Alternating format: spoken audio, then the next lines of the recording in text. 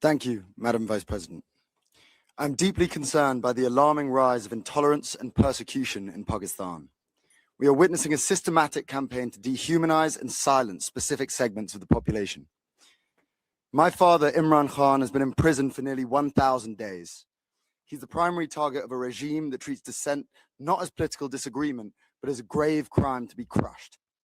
I've not seen my father in over 3 years. He's held in a solitary confinement cell, a cell built for death row inmates.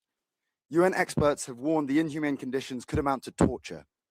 This is not neglect, it's a deliberate persecution designed to strip a human being of his dignity. The intolerance extends beyond him. Pakistan has expanded its blasphemy laws to impose life imprisonment, and they've branded citizens as terrorists, fostering a climate of hatred. We ask this council and the OHCHR to urge Pakistan to end this persecution immediately.